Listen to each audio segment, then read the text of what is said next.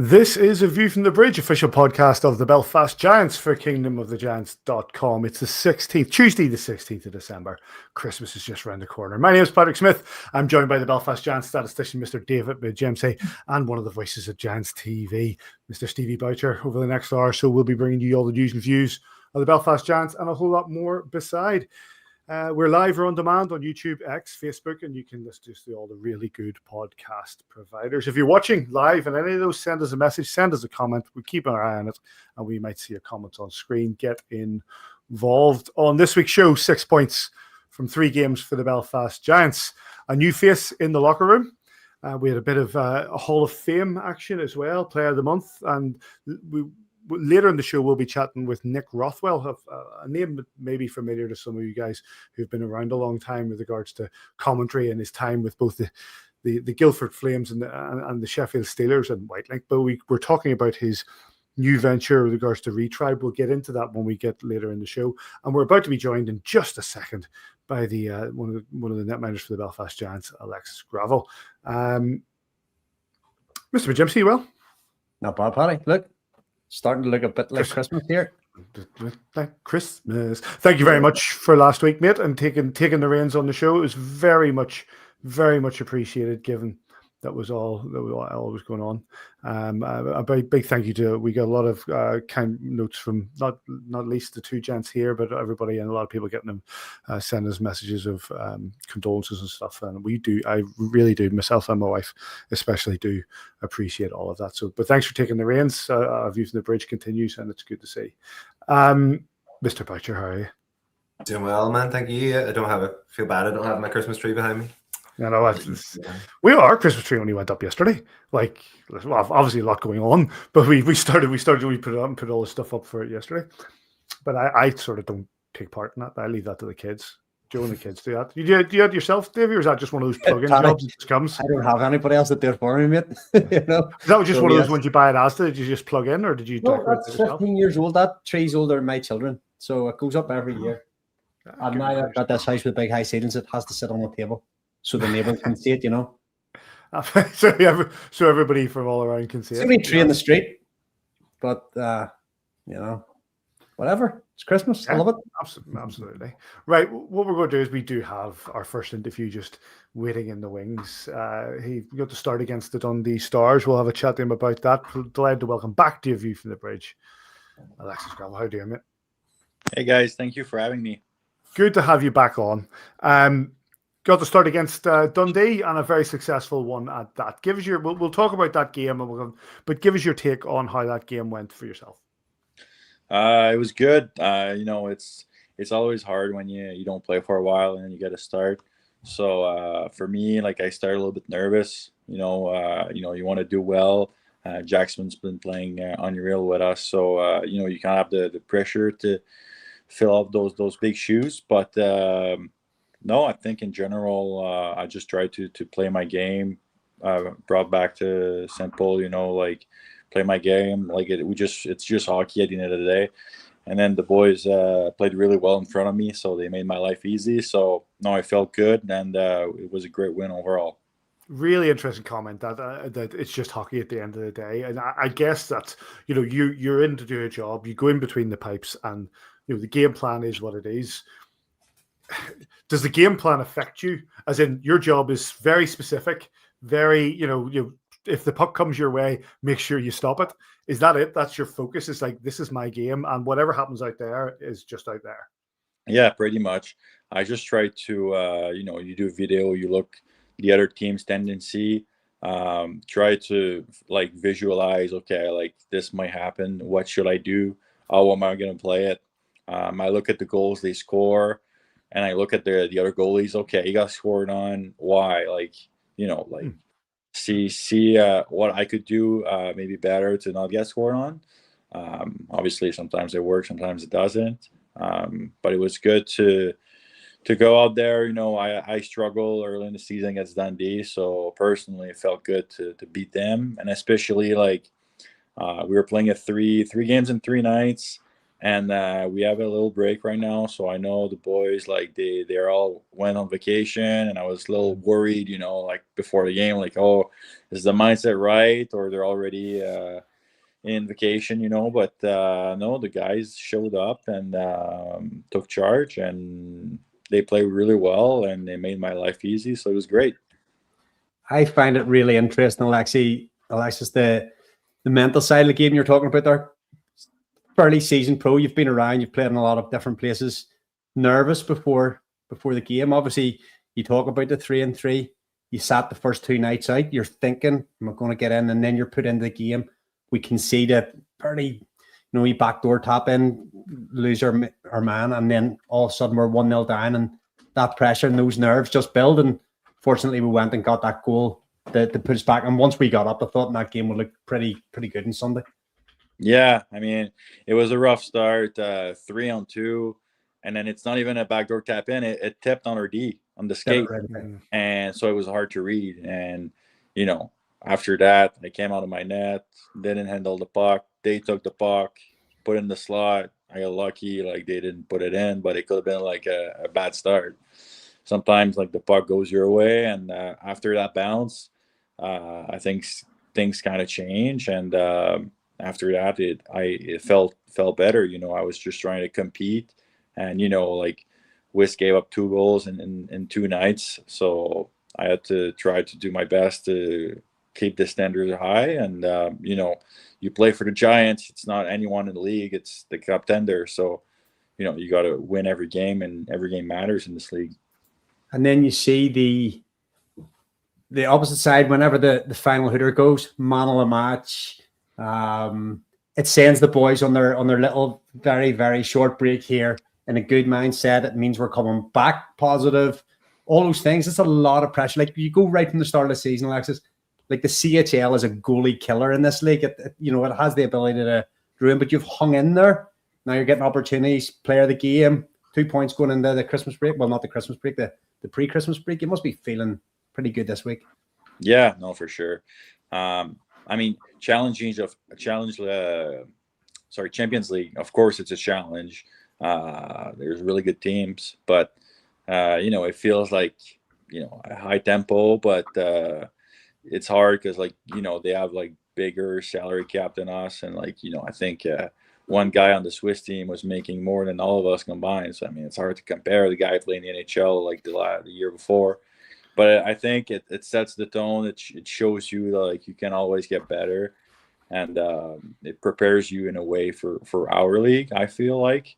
And it was hard. It wasn't an easy path for us. We played some really, really good teams, but it prepared us for the season. And I think right now we're going through a good stretch. Well, you got to go through adversity first and find your way. Find your team identity. Alexi, we chatted to Jackson Whistle a couple of weeks back about how he, for a long time in the Giants, was kind of the junior goaltender, learning from people like Beskorowany above him. Mm-hmm. And now he's kind of that more senior player. And then obviously you've got Andrew Dixon in the room. And, goaltenders are such a unique little kind of unit within the team. How have you found settling into that unit with Jackson and with Dicko?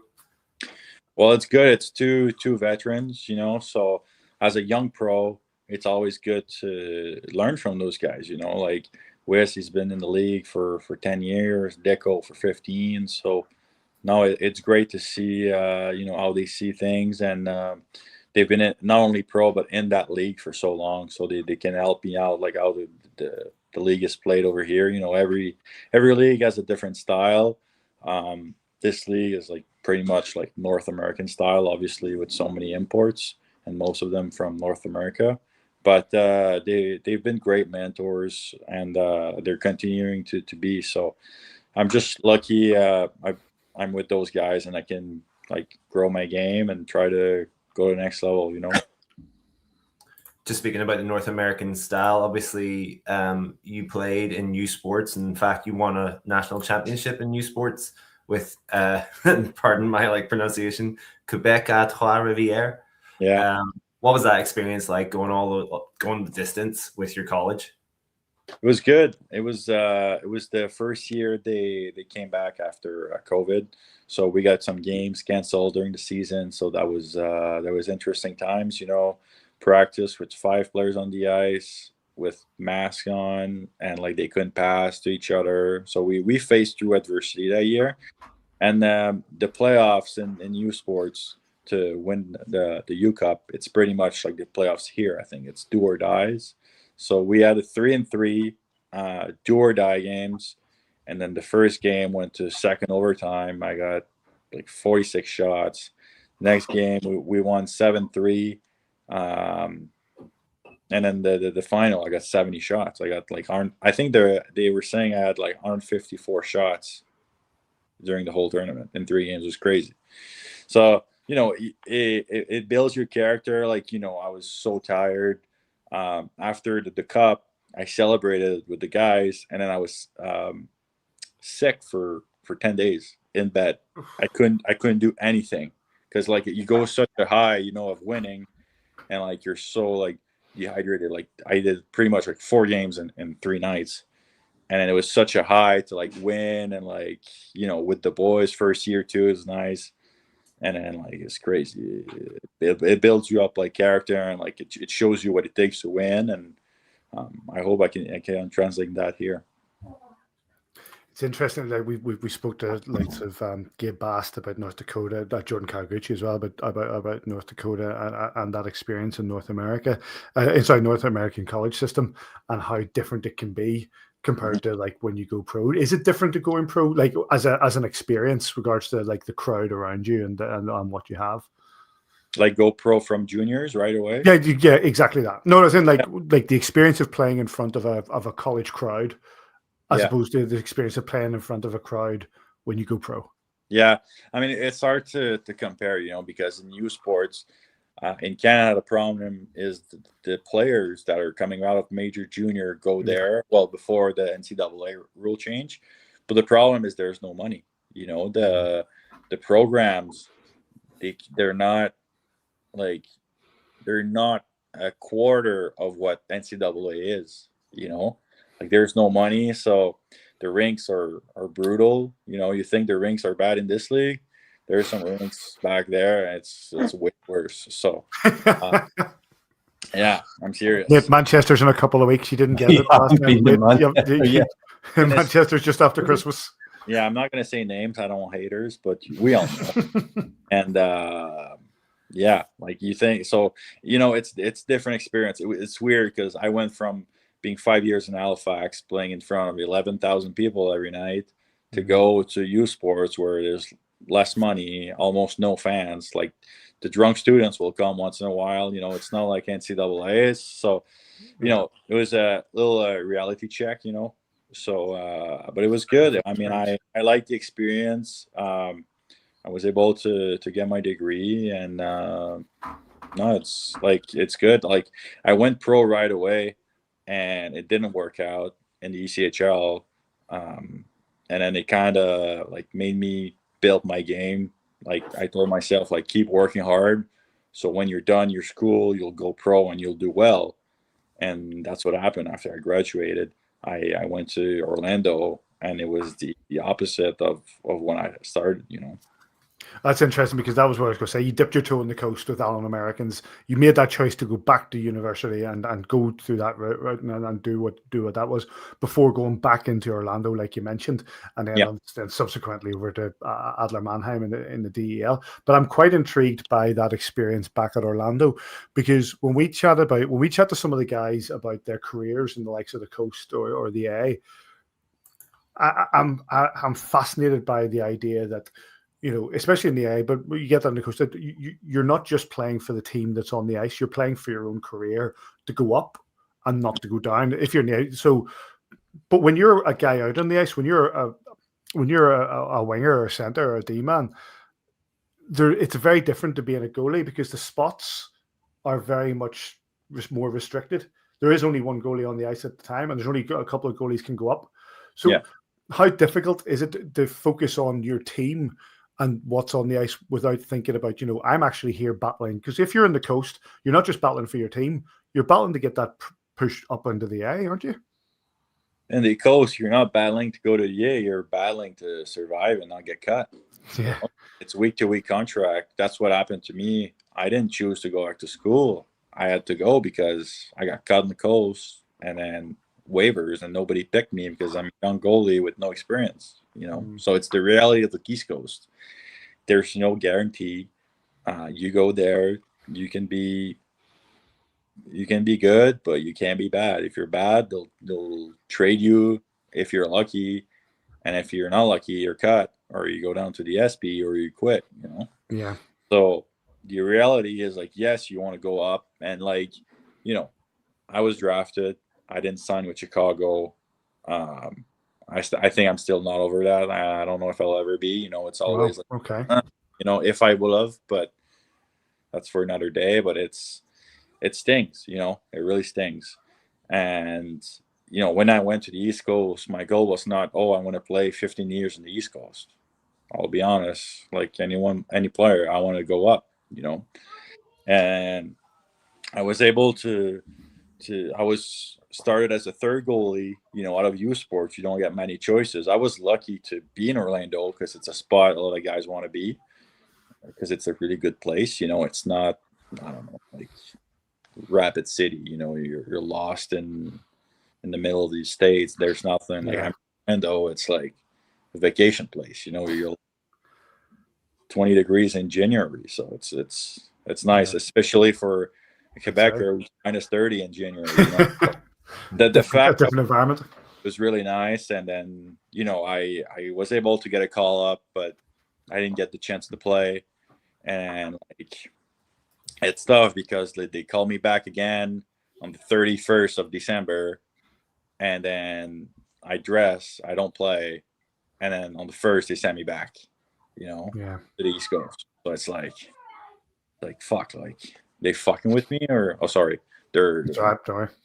So my bad, sorry guys. But it's like it's tough, and then in February I got a call from Adler Mannheim DEL.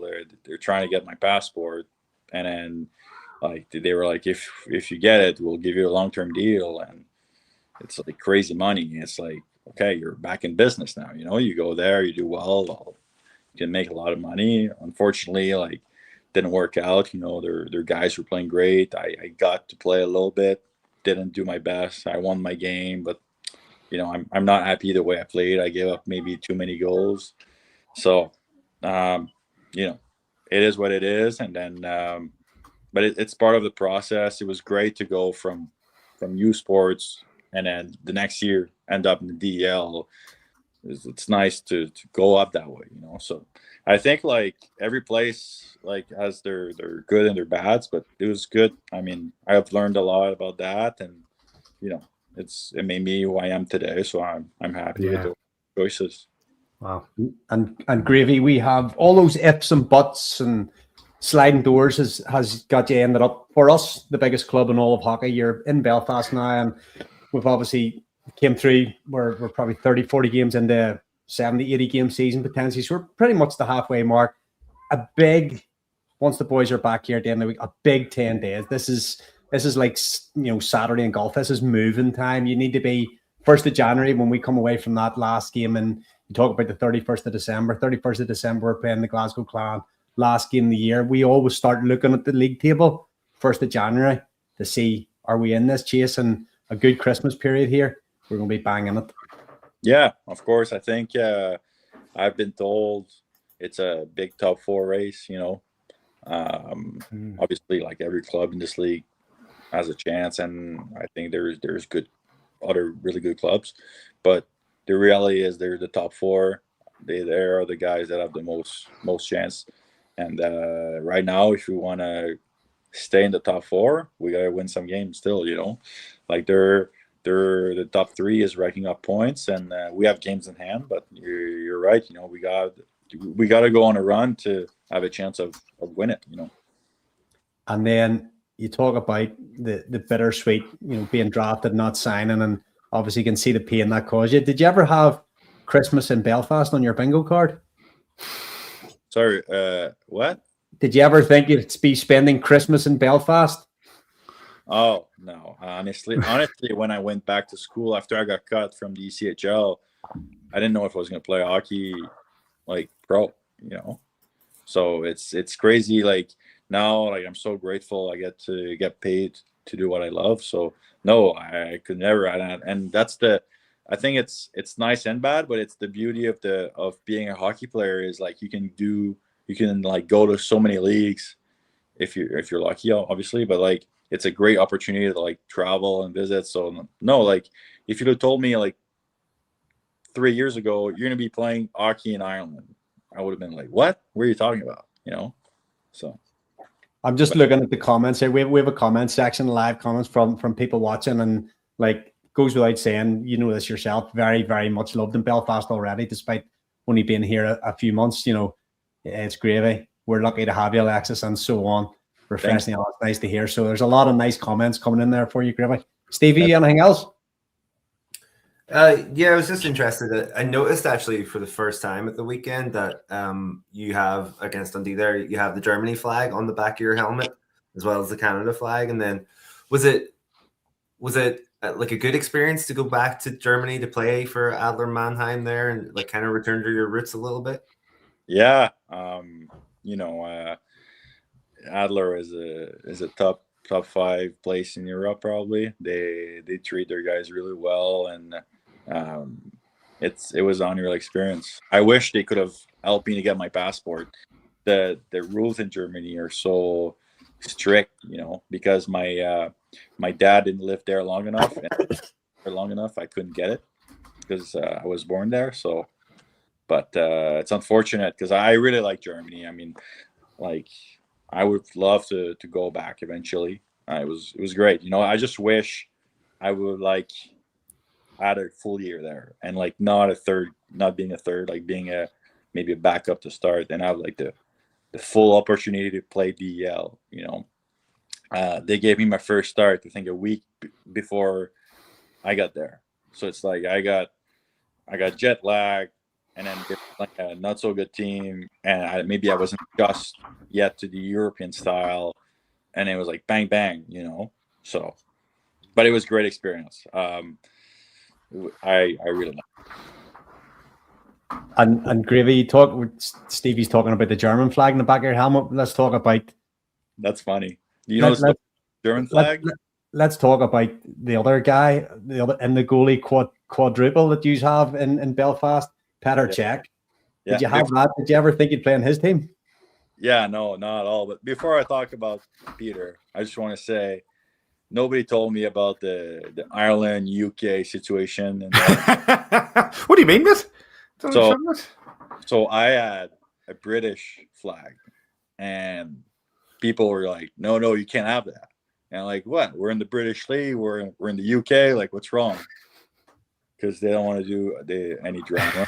For fans wondering, it was UK and now it's Germany. They half put a sticker of Germany over it. So that's the story about that. So and then about Peter, no, I'm just since like 2-3 years I've been bigger on football. When I was at university, I would go play indoor soccer with the actual football team or soccer, whatever. And I was playing goalie, and boys like loved it. And then I almost went as a backup one day because 3 of their goalies were hurt. And then I was playing with them every week. So they're like, come on, like go on with us. And then my head coach of the hockey team was like, no chance. If you get hurt, like no way. So I was like, dang it. Like, it would have been so fun. But no, I was a football fan. And then I saw that Pete played with us a little bit. And I thought it'd be a great opportunity to have him on the mask. And I got to meet him and took a picture with him. So it was great. It was really, really cool experience, you know. This is like a classic kind of question for professional sports people. But just thinking about somebody like Petr Cech, who's done professional football, and then now he has played professional ice hockey as well for the Giants. If you could have played any other sport, what would it have been? That's a good question. You know, it'll sound odd, but like tennis, you know, because tennis, I like that I love to travel, and they get to travel so much and play on different styles of surface. And I love playing tennis. I love ping pong, like racket sports. I love. And yeah, I think I'd try tennis. Different, like it's not a team sport. It's always nice to have the boys, but no, maybe tennis. Yeah. You have to be a bit crazy as well to play. I don't know if this is just apropos of nothing. I've just finished reading Andre Agassi's autobiography. That's a crazy autobiography to read. It's absolutely brilliant. I really recommend it. One last question before we let you go. It comes. I know that Neil sent this in on Twitter. He's also followed it up here. Have you been to Loch Earn to pike fishing yet? I've been. So long story short, I got my biggest pike here 3 days in coming here. And then I came on the podcast, and Kitschy told everyone he knows, and now I've got a pike since. So I'm not gonna. So Kitschy's fault. Yeah, that's how this works. It's been 3 months, and I can't catch anything. Now it's been so. I'm never talking fishing with Kitschy again. That's a never no-go. Again. Listen, Alexa, we really appreciate your time, but we really appreciate your candid honesty as well. Really interesting hearing about that sort of those elements of your career. Great that you got that start, that win against Dundee. Hopefully you get more of a Christmas. Have a great Christmas and New Year, and we'll chat to you further down the line. Thank you so much, guys. Thanks for having me. I want you to be here. I want you to be here on the street.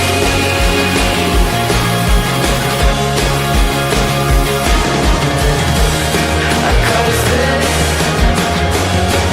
this is our time. Only a couple of weeks to the Friendship Series.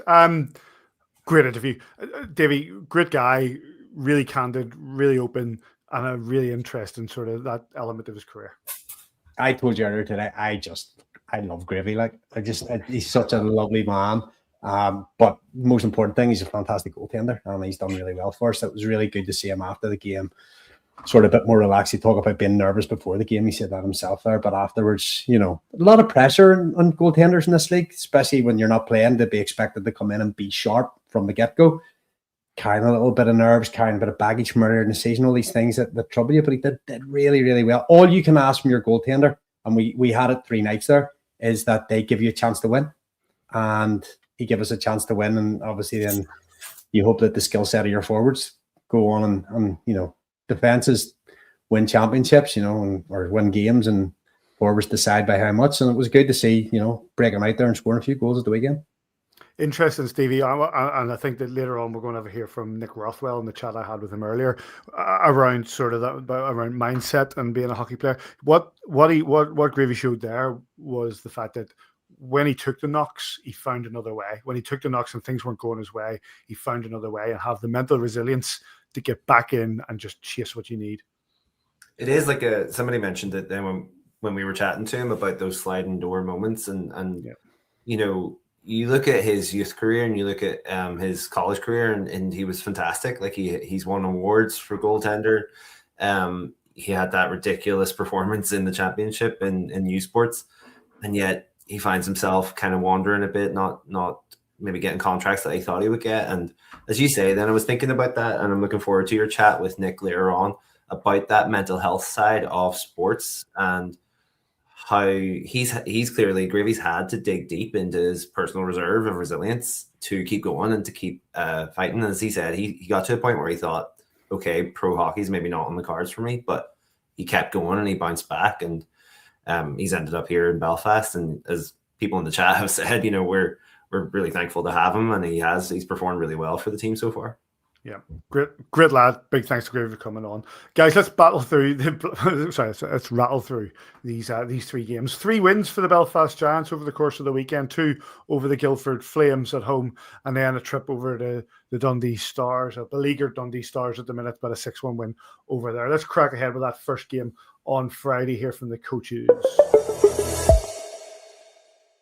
I thought it was a good, hard-fought game from both teams. I think it's a very good Guildford team, very fast. Obviously got a lot of offensive talent as well. And I thought their goaltender played great, but fortunately for us, Jackson was great and perfect. A clean sheet for us, that's huge. But I thought everybody had a good game tonight, and I thought we had opportunities to, grow our lead and make it a little easier on ourselves.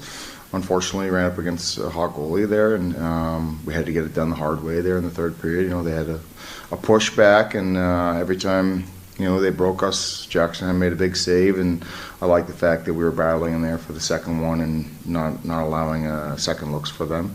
But that's a big win for us on home ice. You know, sometimes they're going to be tight like that, and you got to be able to win those games. And I thought our guys did a great job, and I thought everybody did a job tonight, that's huge for us. I think it says everything, doesn't it? Obviously, we didn't score. I thought Jackson had an outstanding game. You know, the bottom line is you got to score. You got to score goals to win a game, and you know, the recap for us was the power play goal. Obviously, you know, and then I think was it a minute later we gave up a odd man rush on a 2-on-1, and you know that's the game, unfortunately for us. So one power play goal and then a 2-on-1, well 3-on-2 that turned into a 2-on-1 for the odd man rush goal, and then you're chasing the game. I liked our second, third period.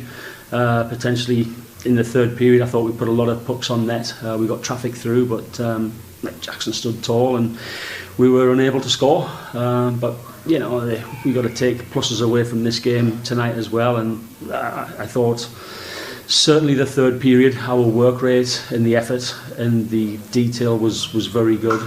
So you know, we've got to take that and move that into tomorrow's game.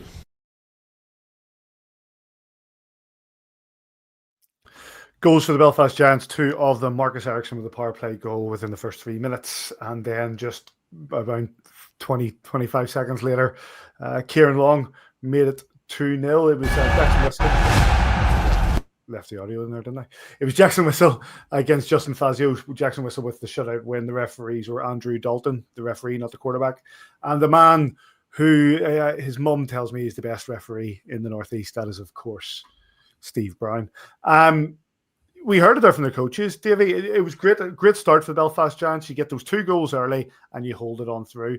I know chatting to some of the guys from the Guildford fans and who had made the travel over, like Dean Carter and stuff on the Heated Take podcast, they thought that they didn't really come into the game. I felt there was that pushback, and I thought the Giants dealt with it. Yeah, listen, I agree with everything that was said there. I kind of felt that there's probably a little bit of the mentality of this is the first period or this is the first game of a 3-3, and there's the Teddies coming. Of course, you never mentioned that. Teddy Toss as well. Teddy, yeah, Marcus Ericsson. That's right. It wasn't very long. I took a few lows the back of the head when I wasn't paying attention. Stan, what was it? Stan? I can't remember who was the others. Michael Barr, I can't remember. But we took a few big Teddies came in there. But I felt that. I know Adam says there that we just didn't close out enough. We probably could have extended our league. I think there was a little bit of the mental side of not quite energy saving mode, but we played within ourselves. It felt at times during this game that we could have probably opened up a wee bit more. Jackson was playing really strong with a strong defensive performance from all 5 guys that were on the ice at any time. We could back check. We limited opportunities from them, and when they came in, you know, Jackson dealt with everything really, really well. Strong performance in that. We talked just at the end of the Gravy interview there about your goaltender just needs to give you a chance to win. That's all he has to do. And Jackson, you know, ultimately come away with the shutout. And it was a good performance from us nonetheless, but I think it set us up better for Saturday night than getting into like a track meet with these guys and, you know, going up and down all night. But I thought it was a really strong performance and a good win. That's a beautiful goal, by the way. Really, really His Kieran Long's goal was a lovely one. Stevie, you know, I find it interesting, like when we have these sort of, you know, well, when we have these 3-3s, we haven't had a 3-3, I don't think, in a long time. But when we do get that lead, then I guess it is the case that the coach can say, right, we know that a 2-goal lead's the most dangerous one in hockey, but defensively we were solid and we allowed Jackson Whistle to do his thing. Yeah, I think if you play the NHL game on the PlayStation, sometimes when you get in a 2-goal lead, you get the option to put into lockdown defense mode. So potentially with, as you say, the 3 games over the weekend, maybe Adam Keefe hit that button on his controller. But yeah, I think both teams were very good. I mean, the XG for both teams was around 2 goals, 2.8, 2.6. Mm-hmm. So, I mean, the fact that Jackson Whistle managed to get that shutout was really impressive.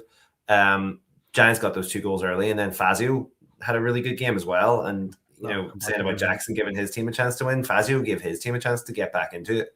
But as you say, Paddy, I think just the defense did lock down and they did play very well. Jackson had a great game and managed to get away 2-0 and keep some energy maybe for the next two games. Let's go to Saturday's games, lads, because we're going to rattle through these. Let's hear from the coaches on Saturday. Yeah, it was a great two games. We set out to win 6 points this weekend. It was a good start to it. We knew they were going to come in. They're a high-flying team. They've been scoring lately, and they're on a bit of a run themselves. So we knew it was going to be tough. They took us to the wire. Obviously, their goalie played very well both nights and made it difficult for us to score, but I think our D locked it down, and then Jackson had another good night tonight. Yeah. I mean, for us, it was a good game. Away from home, you're going to have periods of time where you're going to be under pressure. A lot, and we were throughout that game tonight. But I thought we handled that pretty well. Again, Faz kept us in there at key times, and then again a couple of power play goals for ourselves.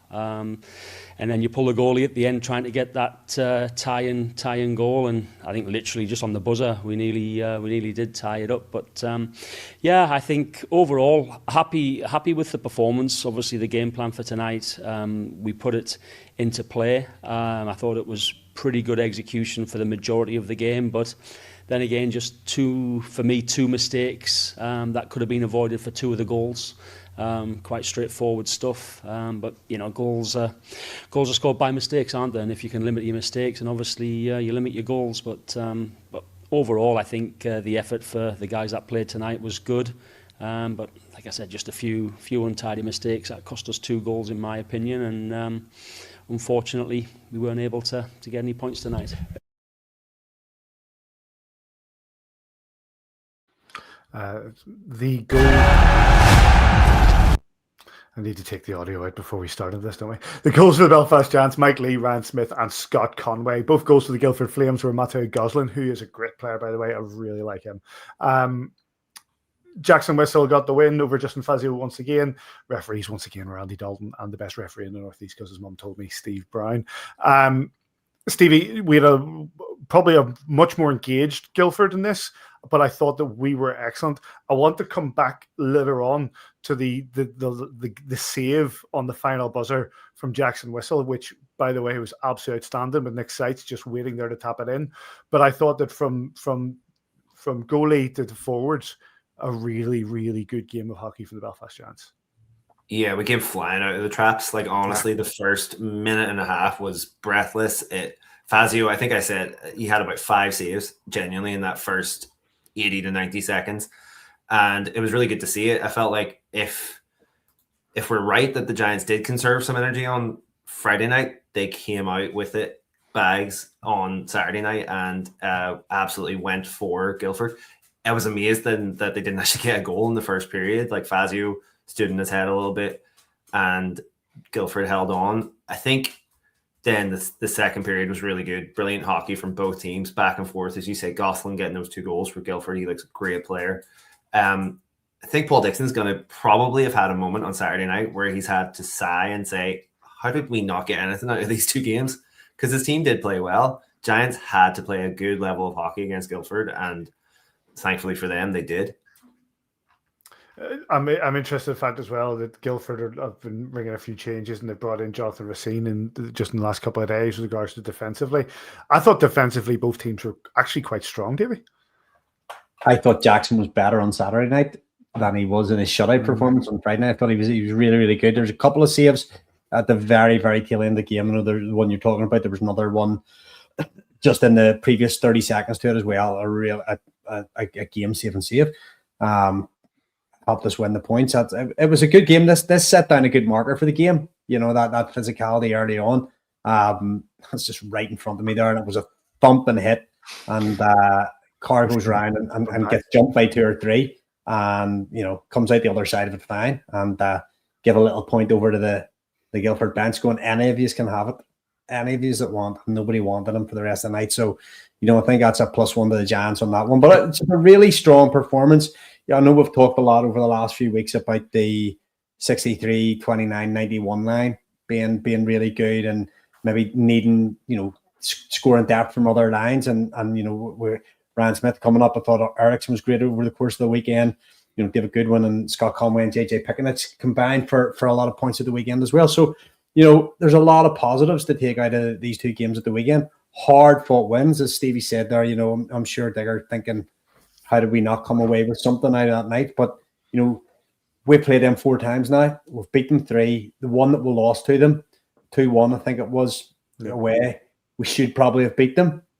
And, so we've got them another couple of times, another once at home, another once away later in the season. And, we know now, what we've got to do to beat them. They're a very, very fast team, very skilled team, win a lot of face-offs, so they're a puck possession team as well.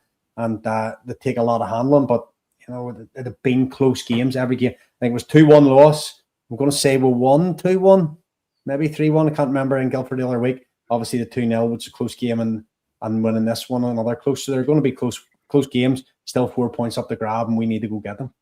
I'm going to bring that. I'm going to come to you first of all, Stevie. I'm going to try to find that save by Jackson Whistle right at the death here. Obviously, the Guildford Flames pulled Fazu to put that extra attacker on, trying to chase that extra goal. But ultimately, they don't get it, and because Jackson Whistle at the back stick pulls off a superb save as the buzzer goes. Oh, absolutely! Like the angle that I had on it in the arena it just looked for all the world that Sites was putting it in, and whether or not it would have beat the buzzer, I'm not sure, but it just looked like it was. My heart was in my mouth, and Jackson Whistle, just the reaction to come out off his line to actually get out and kick it away from Sites' stick was just a brilliant save, and it saved. Well, it guaranteed the 2 points for the team.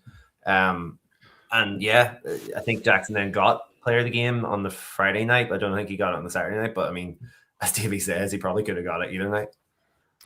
Davey, your take on that last gap save from Jackson Whistle? What would Keno say? Do your job. Just doing his job. And he did it really well over the course of 120 minutes on the 2 nights he had to play. It's a thankless position in any sport, being the goalie, but in hockey, it's your mistakes. Paul Dixon talked about mistakes do cause goals, but also you get some moments of individual brilliance or skill also can unlock a defense. So I don't agree with him totally that it's only mistakes that cause goals, but where can you find your favorite chicken? Go away. Go away. My daughter's dressed up as a shark and she's standing here looking at me. I don't know what's going. Go away. You're doing my head in. But no, I know it's very glib to say he's just doing his job, but that's how Jackson will see it. He's there to make those saves, and in big moments, you need your goalie to make big saves, and he did. It's absolutely a brilliant kick save. That the highlights from this game, both games this weekend, are of course available from the fantastic people at Belfast Giants TV that Stevie knows only too well. To 4 points from 4, 1 game to play. We went to Dundee away, where sometimes we've had a bit of trouble over the start of the season. Not this time. 6-1 win for the Belfast Giants. Let's hear from a happy Adam Keefe and a quite visibly beleaguered Mark Lefebvre.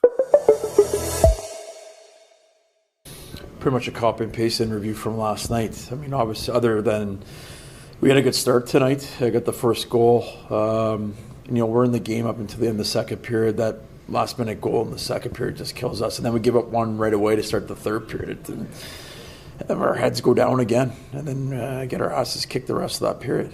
I think we gave up 21 shots or 19 shots, something like that in the third period. We're not helping Cruiser or Cheese out at all. It's a lot of selfish play. But at the end of the day, I'm the coach. I'm the one who put this team together. I got to find some answers here. We're in the mud right now. We know that. But we got to dig ourselves out of the mud. It's got to be up to me to figure that out. And obviously a lot of things got to change here going forward. But, at the end of the day, it's on me. Like I said, putting this team together. Start of the year, we see the results and we had some goals and everything. Right now, we can't even find back in the net hardly. And the chances were given up and the goals were given up, and it's just easy, sloppy play. That's all it comes down to. We don't make easy plays. We make these unnecessary plays, and it's in the back of our net. So I got to find a way to get it out of those guys. And get back to just playing basic hockey and simple hockey. And it's one thing to lose. It's how we lost this weekend. Just getting our asses kicked both nights, and at home especially. I don't care who we're playing. You got to play hard for 60 minutes, and you don't quit, and you don't give up. And we got to find some answers. Again, it's on me again to find those answers and get us out of the mud. And get the most out of these guys as we can here. And we just got to get the results going the right way. And starts next week again against this Belfast team again in their building. And it's going to be some soul searching here. But I got to find some answers. Yeah, obviously a tough building to come in. We're aware that Dundee's been going through at least a tough week there.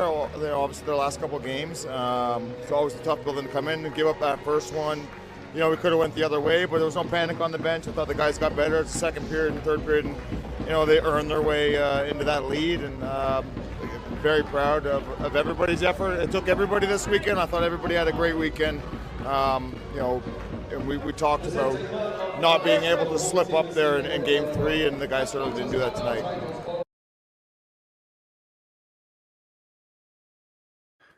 My apologies to Mark Lefebvre. His name is actually friend of the show, Mark Lefebvre. Spencer Nass scored the opening goal for the Dundee Stars, and then it was 6 unanswered from the Belfast Giants. David Goodwin, Gabe Bast on the power play, Jake Gaudette, Nicholas Gay scoring every day, watching play, JJ Pikanich, and then Ryan Smith with goal number 6. Emil Cruz and Alex Gravel, as we know, were the goalkeepers, and it was Pavel Hallis and Daniel Ferguson who were the referees. Physically and quite noticeably beleaguered, Davy. Let's focus on the Giants first. I'll allow a quick word about the Dundee Stars maybe in a bit, but from a point of view of the amount of times we've gone into Dundee, gone a goal down and not really had the edge to push back. This way, we absolutely pushed back, and you can see how paid off Mark Lefebvre is about how his team performed, but we were good. A little bit of swagger from the team on Sunday night. It was hard to know how it was going to go, but because of those 2 days, previous to 2 games the previous night, and obviously an early face-off on Sunday as well. So obviously this is on. I'll actually talk about the breakaway goal they conceded. I hadn't really noticed the deflection he's talking about, and it's knocked in at the back post. 1-0 down, you're thinking, oh dear, and then all of a sudden we just broke out. We obviously get the goal, the really good one from your captain, gets you back on board, and then we get that power play where we score on. And as Mark Lefebvre said himself, that killer goal just right before the end of the period to put us 3-1 up, and then talked about it, get out here, get the next goal. We got it on the first shift of that period, and it really was a very, very dominant third period. We kept the puck away from them a lot. They didn't. Let's just talk about the Dundee Stars now. I felt that they let their coach down a lot on 100%. It's not really my concern what we're Belfast Giants fans, but you call him friend of the show. You don't like to see a friend in need, and that team is cheating on them a wee bit at the minute. They lost their last one 7-0, they lost 4-0 and 6-1 to us. There's some very disgruntled people in the stands in Dundee, and rightly so. If your team's getting hosed night in, night out, you got to accept that, but there's got to be responsibility sometimes on players as well. It's too easy just to point a finger at a goaltender or point a finger at a coach. The boys have to take some responsibility. They got to go in the corners and do the hard work and go and get. We've talked about it over 2 decades doing this podcast about going and getting dirty goals, going and standing in the blue paint, doing what you've got to do for the team. I felt this team, well, they're certainly not playing for their coach on the last few performances. That's anything to go by. And he said himself, he put this team together. It ultimately lands on his shoulders to either fix it or they'll get him sacked. And, it's the harsh reality of a results-driven business, and that team is not playing well at the minute. The difference between that Dundee Stars now and Dundee Stars from September. That's what I'm saying. Like, it's remarkable. Jared Fisk went into the net, obviously, in the last sort of the back end of the last 10 minutes. But when the game was more or less gone, Stevie, you look at the Giants who were completely in control, and they get those goals, as opposed to what we saw the previous 2 nights from the Guildford Flames, I didn't feel there was any pushback at all from the Dundee Stars. They seem beleaguered. Davies mentioned it there. A 4-0 loss to the Sheffield Steelers, a 7-0 loss, both at home to the Cardiff Devils. They've in 3 games in space at home in a row, they've scored 1 goal and conceded 17. Yeah, it's not good reading, is it? If you're a Dundee Stars fan, and yeah, as you say, they let the coach down a bit. There was unforced errors. There's one right there. That pass just straight to David Goodwin and neutralized, and he goes and scores. And it did look like, despite the fact that they got the lead, the Giants came back into it very quickly. And then, as you said, those 2 goals either side of the second intermission just broke the back of it.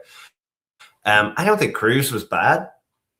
He's conceded 6. I don't think he had a particularly bad game. I think he was let down by the people in front of him a little bit. And yeah, it looks like a completely different team to what we saw in September. And yeah, Mark Lefebvre, ultimately the buck ends with him. But, Roy Keane said of Ole Gunnar Solskjaer that Man United, the players were going to get him the sack. And that's kind of the way it's trending a little bit with Dundee, isn't it? Like the buck ends with the coach. The coach is always the first one to go. But I think at the moment the players are letting them down a bit. That being said, great performance from the Giants. I mean, they went out and they stood on the throat and they got the goals. And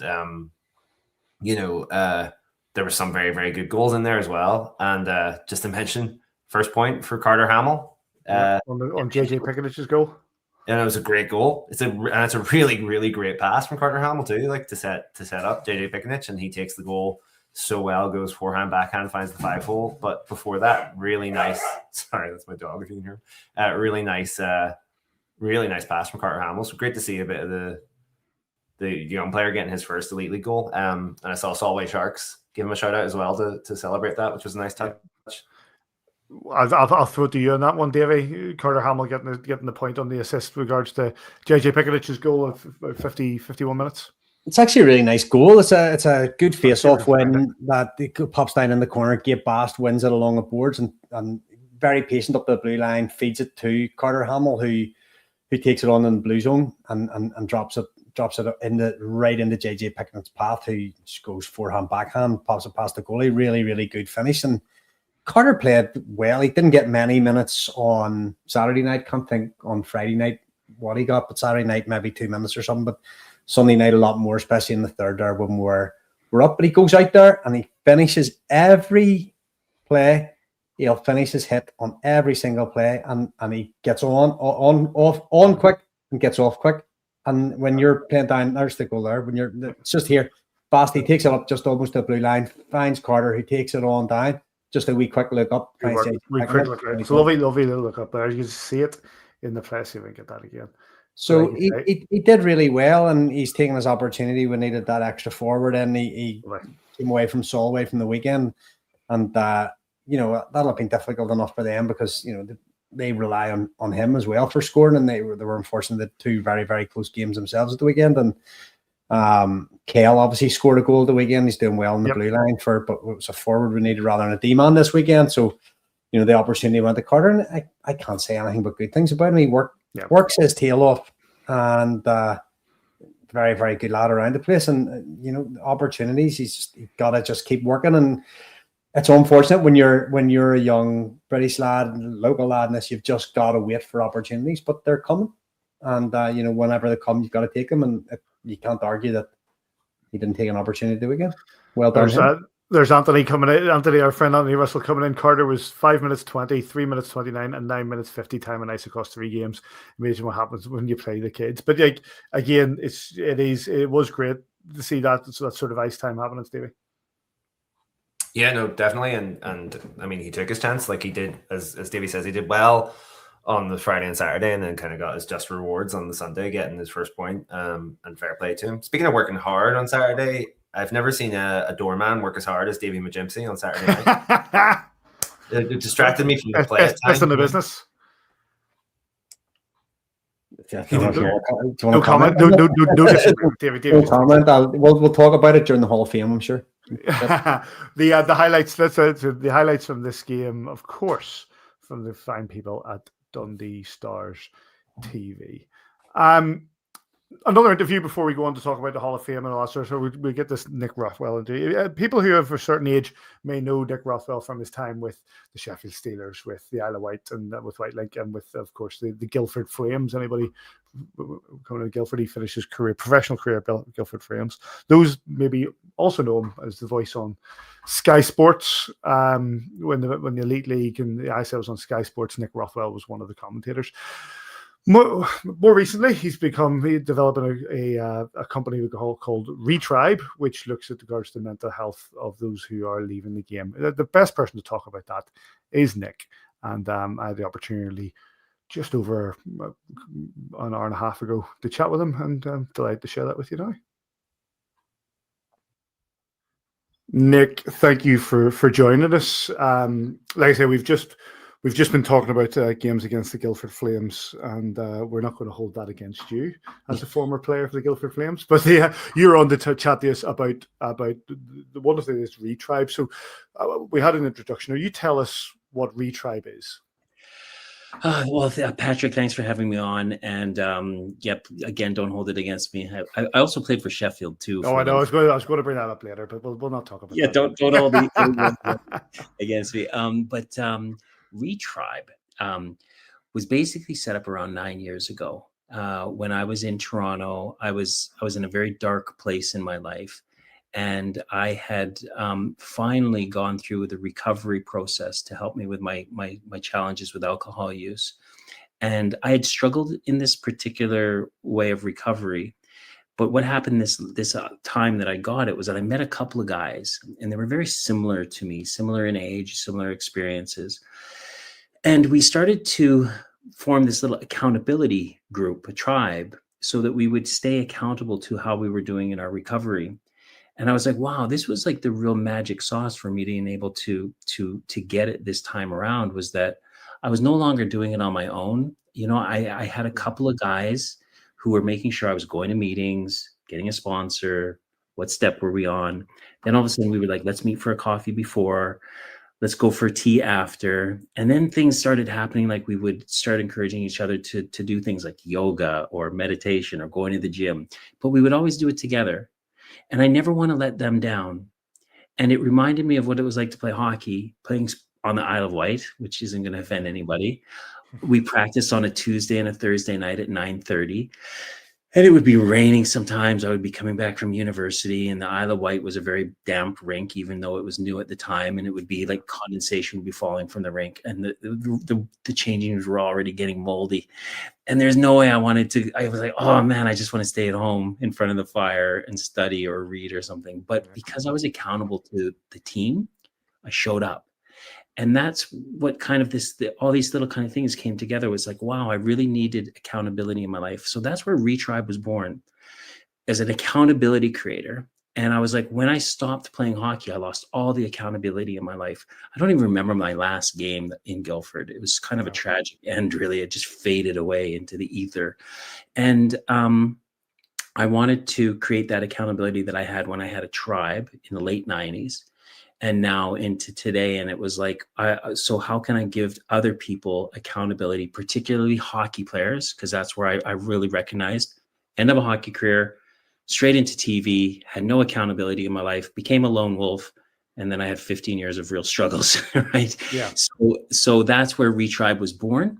And it's now grown over the last few years, where I have a business partner who's probably one of the best sports psychologists in the UK, perhaps in the world. She was a sports psychologist before they were called sports psychologists. Her name is Dr. Misha Jarvis. She teaches at Brunel University, but she was the England Lionesses' first sports psychologist, has worked for the FA, has worked in the Premiership football, high elite level sports. And together we developed a program called Tough Through Tender, which is a transformational learning program. And then the pieces of the puzzle again coming together to form Retribe, being peer-to-peer support, which is the tribe formation, the transformational learning, which happens from Dr. Jarvis and her sports psychologist. And then we have like storytelling and content stuff, little podcasts that we're trying to get going. Yeah. And that it really is Retribe in a nutshell. It's an accountability creator, peer-to-peer support, transformational learning, and storytelling. And right now, our primary focus is UK hockey, because that's what I know best. But it's also UK hockey hasn't had any kind of support network like this. Well, ever really. They did have a union or an association in the late 90s, but that was more around contractual, like learning about contracts, insurance, that kind of stuff, whereas we don't really deal with that. We're really just about player support. And then as we grow into coaches, officials, and parents. So that's a little bit long-winded, but that's what Retribe is. No, it's very interesting because, like, obviously when it comes to playing careers, they're quite finite. You know, once and you can, as a player, be cast aside at the whim of a coach not feeling that you fit or that your game isn't fitting in, and subsequently, if you don't find another place to go and another team to play for, then a career that you probably, and a game that you were probably playing from single digit age comes to an end professionally, and you're thrust into the real world. And I'm sure that can be a shock for many players. It really is. No one can prepare you for it. And that's what we're trying to do is we're working with Misha and some other resources that we know to help guys prepare for aging out, but also through injury, through work. Hockey in the UK, it's not fully professional for a lot of people, and sometimes work obligations take over. But it doesn't matter what level you play at. If you stop playing, you're going to deal with some loss of identity, some loss of purpose, some loss of passion. And we want to be able to make sure that people don't fall into those holes of loneliness or lack of purpose or you know, and then cope with them the way that I did, which was unhealthy. But Patrick, also we need to be able to give players the tools today as they play, you know, not just for high performance, but you know, to help make better decisions. And we know that hockey players are faced with decisions all day long. And some of them make good decisions and some make poor decisions. We know what's going on in the news today. Very poor decisions were made. And our aim is to make sure that players have tools to make better decisions so that no harm is created in their lives or the lives of others. We've had a number of former players come on the podcast. It's been 25 years of the Belfast Giants and the likes, and we've had players like Jeff Hood and Colin Ward and Paxton Schulte and guys who, like, right at the start and were part of our team. And one of the questions I tend to ask toward the end of the interview is generally, do you miss the game? You know, do you miss playing? Do you miss being that professional? And one of the main sort of responses, you know, as to what they miss about the game, and you've brought it up just as you were talking, Nick, is the idea of the connection of the guys in the locker room, having that sort of accountability, having the guys around you, having the fun day to day, but also having that tribe, having that group of guys, and losing that. And I think that one of the real parts of I find quite interesting is what you guys are doing is creating that and having that accountability and having that connection. And because hockey is a small community, especially amongst professional players, and being thrust into the real world, you still want to have that connection, and having like-minded people is so important in that. Yeah, it really is. I mean, as you know, you ask these players and they'll say they miss the changing room. Yep. The chats on the bus, the cards, the conversations, the connection that you have. And, you know, you can do some research into this. And there's a great author named Sebastian Junger, and he's an American war correspondent that started to observe the military during I think the first Iraq War. And he writes and does all this historical research into why such strong bonds are created, particularly for men in threatening situations like war, for instance. Yeah. But also, I mean, hockey is an extremely rough and tumble sport, and you're putting your body and your life on the line when you step on the ice. And so inherently we have these things that it's hard to put any kind of words to it, but this really depth of connection that is very, very hard to explain to people in these sports like ice hockey and rugby and American football. Guys will always say that they had these really strong bonds with their teammates. And then once that's gone, you don't know why you feel so lonely. You're kind of like, wow, I'm retired now, or this is happening, or I've got a family, and you have all these things, these pieces of the puzzle together. Life looks good. You might be financially set and everything, but inside there's this kind of hole. And then that's when people start to look for things to fill that hole. And it could be, some very unhealthy ways to do it. And again, that's something that we want to make sure that the guys have the tools to recognize that. And so many stories have been told and so much research has been done on this that, again, if guys are aging out, we really want them to get in touch with us so that we can help prepare them for life after hockey. And even if they stay involved in hockey, when you don't have that changing room environment and the back of the bus and the stories, what goes on the road stays on the road. Those connections are still deeply needed. And that's something that we do with our peer-to-peer support in our weekly meetings. One of the people you've also got on board recently as regards to an ambassador, a former coach, a former player of ours here in Belfast, and one of the greatest British players to ever put skates on in Tony Hands. Tell us a little bit about the role that he has with Retribe. So first of all, I've only played against Tony a couple of times. And as I said in my press release, he made me look really slow. Like it was in Guildford and I was skating with a puck and I was going through the neutral zone and I was like, oh, I'm head up for a pass. And he had come in behind me so fast, lifted up my stick and took the puck away. I ended up getting benched for the rest of the period. So thanks Tony for that. But playing against him, what a great hockey player. And then working for Sky Sports, watching him and knowing his history and him as a hockey player, but also being able to interview him several times and getting to know him as a person. When I built Retribe and the momentum that we're getting, we needed our first ambassador. And we've been talking to some guys, but it was just like, we have to have Tony on board. And I got in touch with Tony a few weeks ago and he said, Nick, I've been keeping an eye on what you're doing. I think it's really great. And then I proposed to him, would he be our first ambassador?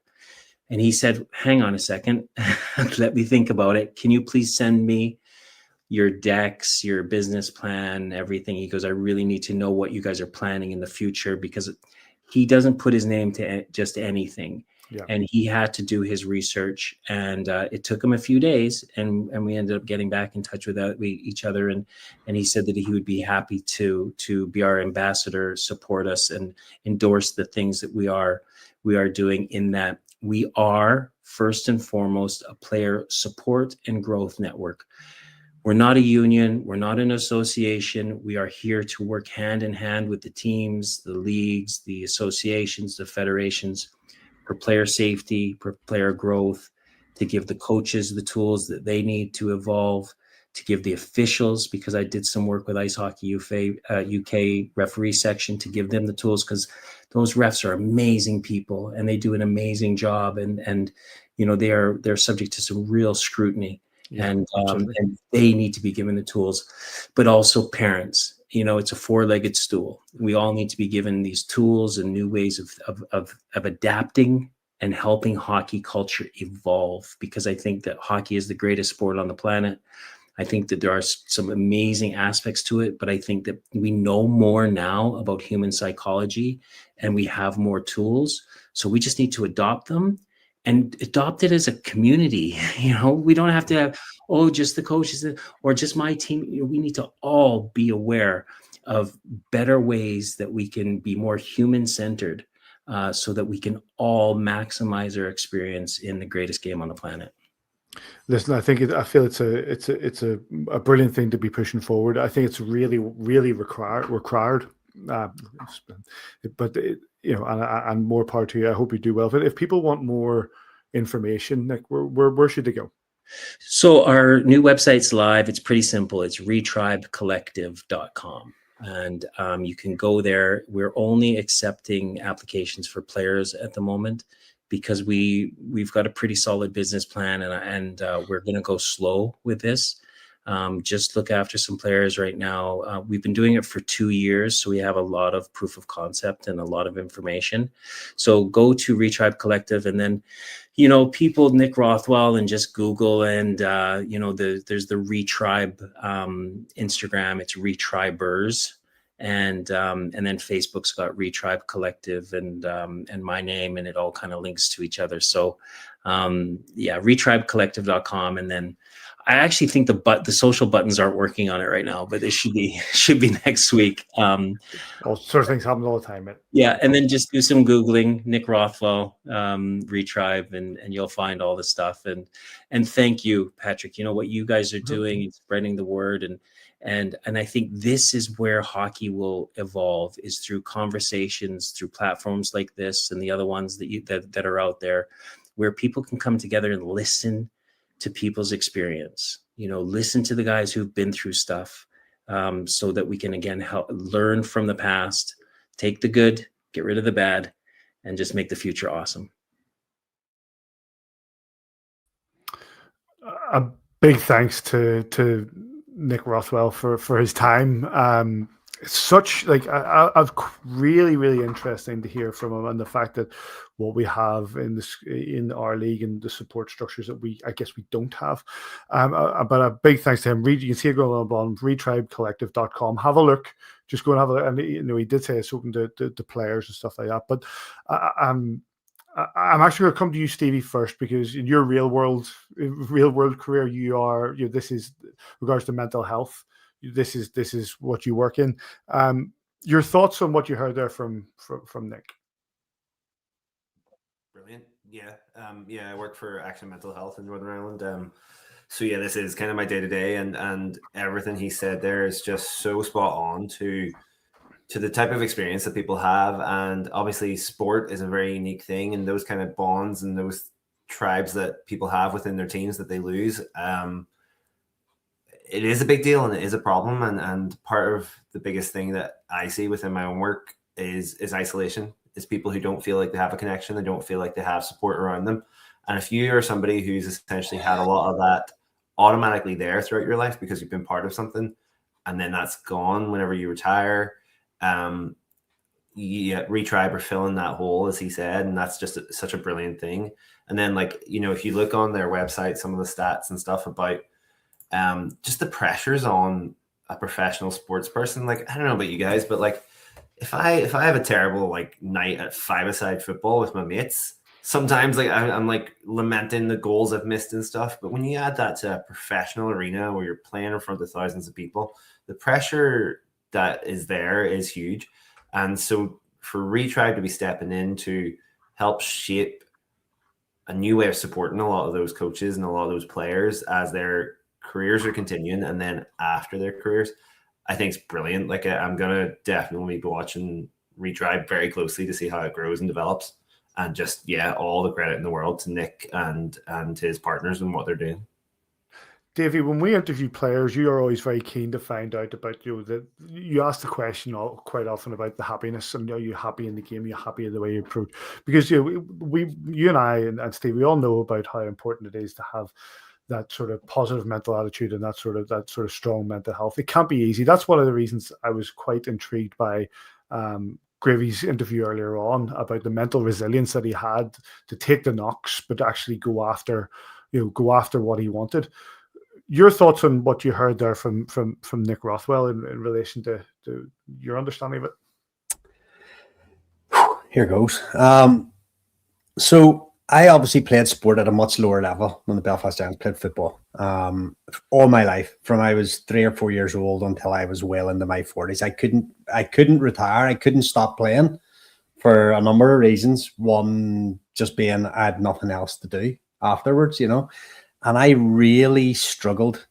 And I mean, so this conversation resonated with me because I really struggled when I stopped playing football, and I mean, in every way. Mentally, physically, just everything was taken away. And I went and seen a counsellor for the first time in, I'm going to say it was the week of Glastonbury, because I dropped my mate to Glastonbury and then went to see a counsellor. Yeah.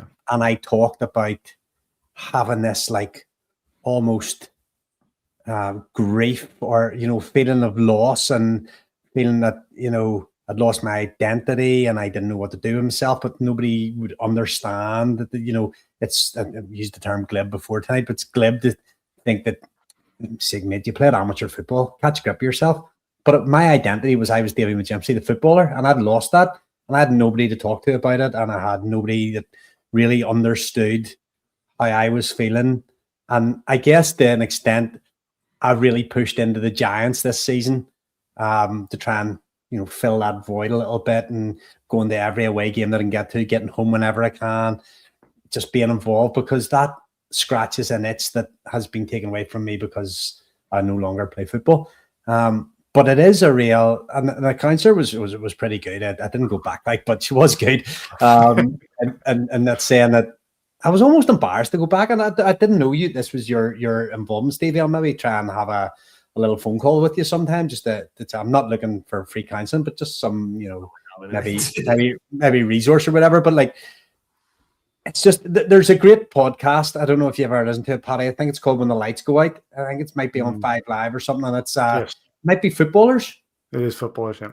And they talk about after the game. And I've talked to Colin Shields a few times about this, and I remember talking to Kevin Rain about it a while ago, about whenever something that's so important, so intrinsic to your being that was my identity, whether it was just stupid that I was just this amateur footballer, but when it goes away from you and you don't have it anymore, there is a process there that a lot of guys will not, and I'm one of them, did not know and still don't know how to handle it. I'm still going through that process. I don't really know what I'm doing about it, but I still feel a great loss that I can no longer play football to the level I wanted to, so I just don't play it at all. So it is a very interesting thing that Nick's doing brilliantly. It is needed. Guys, I know it's much easier now for guys to talk about mental health and stuff, but it is so important because you end up making bad decisions. Hands up, done it myself. Didn't go down the drink or drugs route or anything, just made other bad decisions that they end up costing you. And there were decisions you wouldn't have made when you were in that, when you had your tribe. You had people to keep you accountable, and all of a sudden you don't have. So I guess if anybody in the podcast needs to talk to somebody who's lived a little bit and has had these experiences, I'm sure all of us are open to that. But this retribe and different people, Stevie might be able to advise on resource available out there. But yeah, that hit a wee bit close to the knuckle for me. But yeah, it's really, really needed. It's brilliant. Like I say, retribecollective.com for anybody interested in more information with regards to it. And there are so many aspects of it that I found really interesting, from his own experiences with regards to his battle with alcohol, and then turning that sort of negative experience into something that is overwhelmingly positive. And I'm bringing people on like Tony Hand, who has such experience within the game, but also maybe has that sort of connection as to what takes place after the game. So yeah, have a look at retribecollective.com. Big thanks again to Nick Rothwell for coming on. Davey, go on. I think Stevie wants to just come in there. Oh, sorry, Stevie, go ahead. Final words. Just to say, especially if you're in the Northern Ireland context, I'm not sure for anybody who's watching maybe other parts of the UK, but absolutely, Action Mental Health. If you're ever struggling, call Action Mental Health. We have a counselling service that's a free counselling service. Now, there is sometimes a bit of a wait list with that, but it's there. And even if we necessarily don't have the capacity to take you on, we can signpost to other organizations that can take you on. And one of the biggest things for me is always it's about connection, and it's trying to take away that isolation. So never ever suffer alone, and always do reach out to somebody if you're struggling with anything. Thanks, Steve. Absolutely. And yeah, that's great. But yeah, and again, Retribe Collective, Action Mental Health, get in touch. And like Davey says, if you want to reach out and chat, just reach out and talk. Talking is something that helps all of us. And there's some terrible things that have happened when people just don't talk. I saw a thing. I was watching a documentary about the late great Gary Speed and how that was what we got to 10 years ago. And it was an interview with what was the guy's name who presented Match of the Day? I know exactly who you mean. Big tall guy who went on. What's his name? I don't know. But basically, he'd seen him that day. He didn't think anything wrong, but he just, he says, maybe I should have just talked. Maybe I should have reached out. And it was very, very heartbreaking. But shows that if you talk, it will help. In fact, one last one last thing of that is, I don't know if anybody's watching Celebrity Race Across the World with Roman Kemp, and that's somebody who has really had battles with his mental health. And at one point, he had a phone call with his sister where he didn't think, he was basically saying he was going to, he was going to take the difficult way out. But his sister talked to him on the phone, and his mum was able to get to him because talking helps. Reach out and help. But yeah, big thanks to Nick Rothwell for that. Right, let's try to bring it back to hockey, guys, after a very important but serious conversation. The biggest prize in hockey was handed out on Saturday night. That was, of course, the A View from the Bridge Player of the Month award. And let's hear from the winner of that, Jordan Kawaguchi. Jordan, thanks for joining us tonight after the game. Tell me about the game. Kept it tight there, boy. Yeah. We were on the penalty kill there for 2 goals, and that's kind of tough, but it is what it is. You got to battle out till the end sometimes and pull through with a 1-goal win. It was right to the end. That last second made me incredibly nervous. How did you feel? Felt good. I mean, we had our chances to maybe get a couple more than 3, but that's just how games can go sometimes, and we have confidence in Jackson back there to make some big saves. So that's what I like to hear. Confidence is a big part here. Big winner tonight. A View from the Bridge. Yeah. That's just what you do, picking up awards, scoring goals. Well, for me, I know I had some personal success this last month, but getting some more wins here would be real nice. And obviously, the guys I'm playing with right now are playing very well too, and they're deserving just as much as me. So. It's very humble, Jordan. Yeah,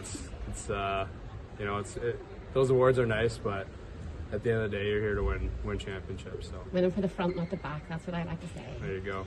Going into tomorrow's game, how are you feeling about it? It's nice to be going in the back of 2 wins. Good, yeah. We got 2 of 3. Looking for the 3rd one here for our little break here, which will be nice. But we know that the job's not done. We want to get the 3rd one, so. Get up early tomorrow and get to work. I love it. I love to hear it, Jordan. All the very best for tomorrow and enjoy your mental break. Thanks, Laura. That was Laura Small for AVFTB at the SSE Arena. Big thanks to our mystery. Well, I was going to say our mystery interviewer. It wasn't a mystery interviewer. Big thanks to Laura for doing that. Jordan Kawaguchi, David McGimsey, the Player of the Month for November. Yeah, I can't remember who the nominations were, but I think whenever we and Nicholas Gay. Yeah, whenever we talk nominations, I don't know, whenever you put in the group as you do each month, right, lads, nominations, and I put in 29, 63, 91, and no others, and it had to come from one of those 3. All 3 had great months. They're equally dependent on each other on that line for their success, so that's why I couldn't split them in terms of winner, but yeah, any of the 3 of them would have been a worthy recipient last month. Stevie? Yeah, Jordan's a great player. I liked him last season. I think he's kicked on a little bit this season. As you guys say, that line was excellent. And yeah, Jordan still could sit in top, I think, for the Giants for points in the league this season. So well worth it. And good to see he was happy. He felt happy at the end there, even when Jackson Whistle was making that last second save. Yeah, congratulations to Jordan Kawaguchi. Very well deserved. Player of the Month, as voted for by the people watching on A View from the Bridge. Player of the Month for November. And we'll be back with that with regards to December at the end of this month, start of January.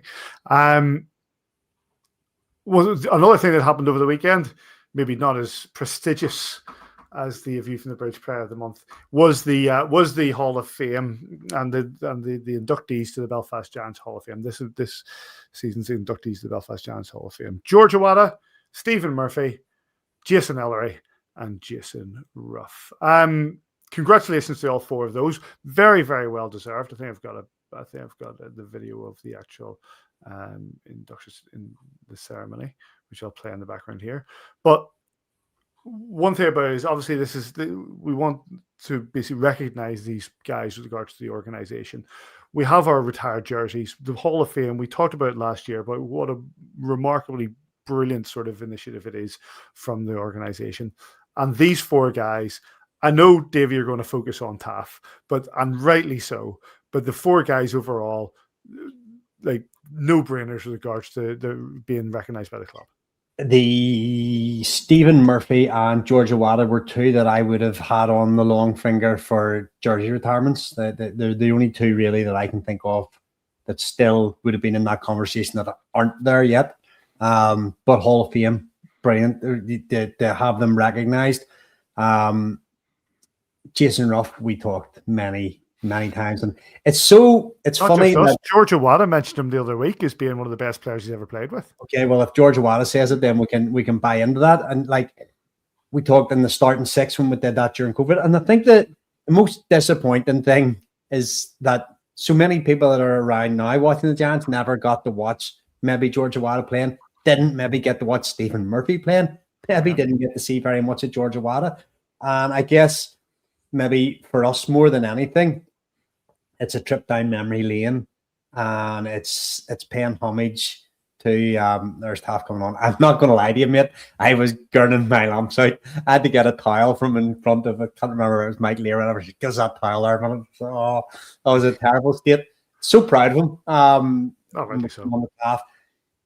22 years, 1,400 and something games, 900 and something wins. He worked so hard, man. And you took long days. Like over the weekend there, he was working 17, 18-hour days, 3 days in a row, just to get the boys, make sure they've got everything. So whenever they step on the ice, there can be no, there's no excuses. He has everything taken care of. The place is always spotless. The towels are always fluffy. Their kit's always dry. Their skates are always sharp. And that's testament to him and the hours he puts in and the dedication he has to this club, because it's unseen. Nobody sees Taff at work. Everybody sees whenever they were playing. Scoring goals, Jason Ruff scoring goals, Stephen Murphy making playoff winning saves, but they don't see what Taff does. He's there at 1 o'clock in the morning washing towels and washing kit so it's dry for the next morning, putting the fans out and being there, first person there the next morning to put the fans away again. So when the guys come in, the coffee's warm for them and they're ready to go. So congratulations to all four. Four really worthy recipients. And as I say, nostalgia for us is great. I put a little competition out last week. Nobody got the answer right, by the way. What was the lowest number ever to be worn by Belfast Giants? And two different guys, I'm not going to name names, texted me, it's 30, isn't it? And I sent them a picture of a goalie wearing 30, and they're like, who's that? And that's what we'll have to accept. It's now 2025, and guys that played in 2010 aren't really remembered that much anymore or earlier. And, that's why we need a Hall of Fame, and that's why we need those jerseys retired, because that's our history, that's our backstory.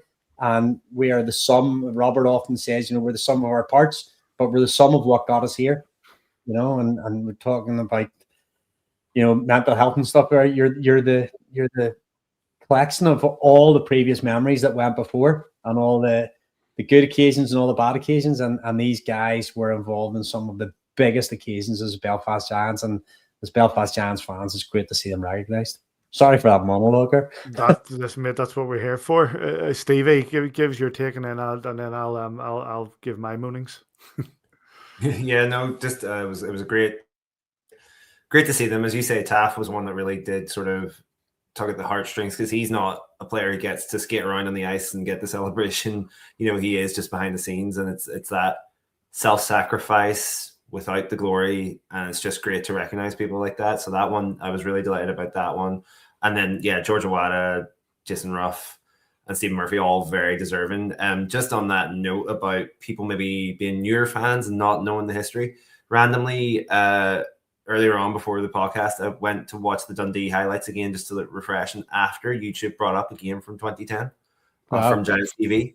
So I don't know how far back Giants TV goes on the highlights on YouTube, but if you want to go do a deep dive into some of the history of the team, you can go get it there and see some of those guys. And Stephen Murphy was the goaltender in the first game that I clicked on. So go have a look at some of the history for sure. But no, yeah, great event. Marty as well mentioned on comms that the assist for Marty's first ever goal for the Belfast Giants, Jason Ruff. So that was cool.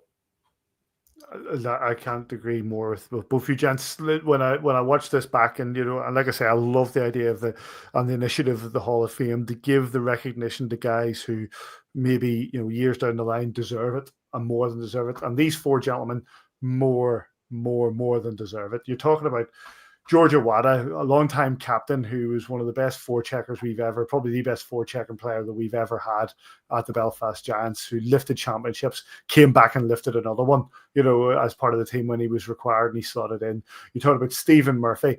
If I close my eyes, I can see that save against Max Bebre in the penalty shots. Stay beside you, mate. There's I can just see it. I can see it, and it's one of those Stephen Murphy who, Robert said the infamous quote from that man down in Sheffield, and David Sims said, "You'll never win the league with a British goalie." We did. And we did it with one of the best in Stephen Murphy, a guy who's now basically also now passing that on to the younger generation. We talk about one of the best players of the Belfast Giants to ever play for the Belfast Giants, a man who's just over my left shoulder here in the background, a photograph that has always been, I've always had, I'm putting it back, in Jason Ruff. And big shout out to Anthony Russell, because that's Darren Hurley on the floor. But Jason Ruff being held back because he was not only was he a superb player, like skillfully, he was physical as anything. He was able to put this Belfast Giants, his Belfast Giants team and the franchise on his shoulders and carry them to victories because he was absolutely that good. One of the best, if not the best. We heard it from George Iwata just the other week about how good Jason Ruff was as a player. And I'd like to maybe get him on and have a chat with him because we talk about the Paxton Schultes and you talk about those, and the Adam Keefes, and absolutely, that Jason Ruff, for me, as a guy who's been around a little bit too long, but Jason Ruff is a player who was remarkable. And then you save the best to last. The best equipment manager in the league, the best equipment, as told by the fact that not only is it for us but for GB, and a guy who is. We talk about Adam Keefe being the heartbeat of the organization. Without Jason Ellery, without Taff, we would not be who we are. We would not have the organization running like clockwork the way we do. The guys would not have want for nothing on the ice. And we saw Davy played the other week about how quick he was to pass that stick out and we'll go and score a goal. Jason Ellery's the best in the business. There's no doubt about it. He deserves everything he gets and all the plaudits, all the flowers, as the kids say. Go on, Davy. On Sunday night in Dundee, I don't know if you can catch it on the highlights. So about 10 minutes into the period, there's 3 or 4 guys like dry gloves. So I was away getting the dry gloves. Taff's Dundee, you have to access the bench by the ice, so I was throwing them over the plexi at the back of the bench to him. He's facing, the ice is here, Taff's facing this way because he's getting the gloves off me. Ryan Smith breaks his stick, and Taff catching gloves for me, and the shout, idiot. And without looking, he picked up an idiot stick and goes like this. Ryan Smith skates past the bench, grabs it off in 2 hands, wheels back around, goes down the ice and scores, and then skates to the ice and goes, that's assist to you, Taff. He does that all the time. How many assists did Jason Taff Ellery had for this organization? But like you look back, we've had some great people involved, coaching staff, players, the organization from top to bottom, and we look at some of the wonderful people who've been involved. Jason Ellery is probably the best. And I love him. He's such a great guy, such a nice guy, and he works incredibly hard for this organization. You see it firsthand, Davey, when you go and you assist him with regards to what he does. I see it at away games when I see him packing up the bags, and the boys are just, the boys are trying to get themselves ready to get out under the bus and get on to the next game or get a bit of rest. But Taff is there, gloves, sticks, everything back in the van, and then it's down to him. He has to get that all back home. And, nobody like him. He deserves it as much as anybody else does, because people talk about Hall of Fames being all about the players. Absolutely not. Jason Ellery, fabulous. Congratulations to him. And that's where let me see a couple of other things before we start to wrap things up. A new name in a new person in the locker room. Let me see if I can pull this up. I did have it all set up, and of course, I've not done it right, have I? As announced earlier today, Carson Carson Tarinsky, a 28-year-old winger from Calgary, has played for the Philly Flyers in the NHL. He's played quite a bit of AHL. He is coming in from Czechia, where he played for Pardubice earlier this season. I did chat to him earlier on to try, hoping that we maybe get a chat with him on the show. He was sort of settling in. Well, he's glad to be back, glad to be in Belfast. He has agreed to come on in the new year when we have, because we're going to have a bit of a break now. He is going to come on and chat to us. A forward, Davy, coming in, and a guy with great pedigree. Yeah, I was actually talking to someone who knows his game quite well earlier, who's watched him a bit in the Czech Republic even this season. He said that Pardubice will be disappointed that he's moving on. He maybe hasn't put up the numbers there that we're expecting, but he big body. Not 100% sure there, Paddy. I had the stats at the weekend there, but sort of 200 pounds, 6'2" or something. 6'2", but 200 pounds. Yeah. 200 pounds, yeah. I'm going to wear the number 36. Somebody just text me. I'll not out her and say, is number 36 the highest number never worn? No, it wasn't, and it's going to be worn by somebody else as well. I'm really intrigued by this question. Number 36 was worn by Jason Rushton. But listen, Carson comes in with a lot of pedigree, and over the last lot of years, he has had a few knocks here and there, but he knows what it's like to play on the big ice as well. So he's going to come in here. He'll be skating this week, getting himself fit. I don't know when he's going to slot in the lineup. I don't know all that stuff, with work permits. I just don't know anything about that kind of stuff. So I don't know when he's going to be available to play, but he'll be getting himself up to speed as quickly as he can. And a great addition to the team. It's good to bring fresh blood into the locker room at any time of the season. It can only spur people on, and everybody needs to know that their place in their roster depends on what they're doing on the ice. Remember Mike Babcock years ago talking about Zetterberg and Datsuk, and somebody saying about are they locked for the team every night? And he goes, nobody in the Red Wings organization here has their position. So you've got to earn your position. It's what have you done for me lately attitude, So you have to be doing it night after night after night and proving any doubters wrong occasion after occasion. So it'll be good to have some fresh blood in there. And say over the next week or 10 days, we've got a lot of games to play. And come the 1st of January, we want to be ready to be in the hunt. So good luck to him. Absolutely. Stevie, Davey said it all there, but also a key point is bringing a fresh player in. We're in for a run of games here that are quite intense over the Christmas period. Games against Glasgow, games against Fife, and then on the road to Manchester and Coventry. So fresh blood, fresh legs, and a bit of impetus is not a bad thing at this point. No, absolutely, and a player with good pedigree, like all that AHL experience, like he's over 300 games in the American League there.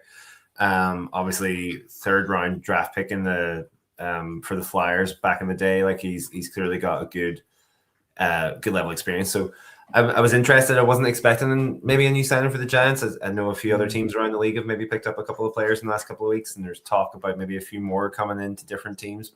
Wasn't sure if the Giants would be going down that route, but definitely an extra body. We've had our injury problems this year, so getting him in, as we say, good pedigree. Hopefully that will help the Giants as we get into the Davy McGimsey time of actually looking at the table. Absolutely. Welcome to Carson. We will chat to him when we come back after the Christmas break. I'm going to start wrapping things up here. There is other news around the league. The Clifford Pooh incident issue at Sheffield. He's been released by Sheffield, and it's been announced today that he's in quite a bit of trouble. Let's not touch that. But Sheffield released him, basically sacked him on the basis of him breaching their what's the word? They did say it, but anyway, basically. We will come back to this down the line when there's more information, Paddy, because there's stuff on this not sitting well with me, but we'll further down the line. Okay, Clifford Pooh no longer part of the Sheffield Steelers organization. We are going to wrap it up there, boys. We have games for the Belfast Giants coming up over the Christmas period. We're taking a couple of weeks off, but the Christmas period starts with a game at home to the Dundee Stars on Sunday. Is it Sunday? Yeah, it is Sunday. we play the Dundee Stars on Sunday, and then we go into the whole 2 games against Fife, 2 games against Glasgow, home and away, and then we are away to the Manchester Storm and away to the Coventry Blaze. Coventry Blaze. I look at the fixture, Stevie. I don't look at the table. Look at the fixture. Don't look at the fixtures. I know who we're playing, but I don't know where we're sitting in the league. Well, there it is there. So yeah, the 5 p.m. on Sunday at the SSE Arena. Some great crowds coming in. I know this will be another one. And the crowds over the Christmas period are always great. Get yourself tickets at belfastgiants.com. And if you can't get to the game, you can always watch the home games on live.belfastgiants.com where they get our friends at Giants TV. Christmas period, Stevie, always a bit of an intense one for the Giants. But as Davey said earlier on, when it comes to it, when we get to the far end of that, then we really start to see how this league table is shaping up.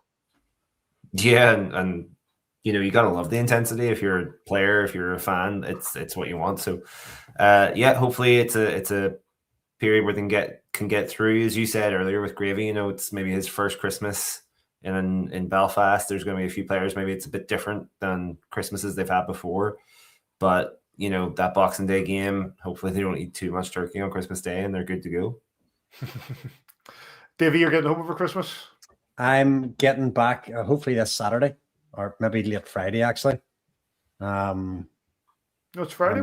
Back until this weekend, and then until the new year, because I'm going to travel back whenever we're playing the Manchester and Coventry games. Yep, looking forward to that. And like you say, Nottingham sit top of the Elite League as it stands, but we know there's a hell of a lot to happen between now and the end of the season. Once we start to get into the real moving and shaking in regards to the Elite League, there is a bit of a sort of a top 4 transpiring in regards to the Panthers, the Devils, Steelers, and the Belfast Giants, and it's only going to make for an interesting end to the season. That starts against home to the Dundee Stars on Sunday, 5 p.m. Gentlemen, any other business? No? Happy Christmas? That's the only one I can think of. What's this? Merry Christmas. There you go. Merry Christmas. Yeah, I think that's where we are. We are going to take a couple of weeks off. We'll be back on the 6th of January for another View from the Bridge. Boys, have a very happy Christmas. I hope to you and to yours. I hope you have a great time and that Father Christmas brings everything you deserve, whatever that may be. And a great New Year's. We're going to New Year's. We think we're going to Edinburgh maybe for New Year's and have a bit of a trip away. But yeah, I hope you guys have a great time.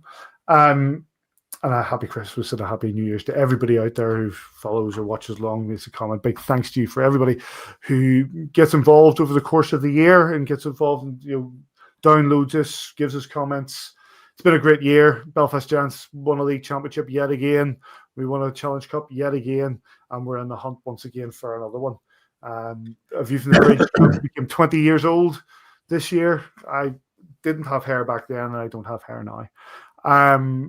But it's been a fantastic year with regards to the Belfast Giants and what we do, and 25 years of the SSE Arena and everything with that. A very happy Christmas to everybody, and to you, Davey, and to you, Stevie, and to Simon, and to Gareth Martin, and to everybody who's been involved with regards to the View from the Bridge, and everybody watching in. On that note, big thanks to Nick Rothwell, and of course to Alexa Gravel, and to Jordan Karaguchi, and to Laura Small for doing the interview. At AVFTB on Twitter, you can get us kingdomofthegiants.com, you can get us Facebook, Instagram, X, all this sort of stuff. But wherever you're watching your hockey over this Christmas period, we hope you enjoy it. We'll catch you here next time on A View from the Bridge. Merry Christmas, everybody.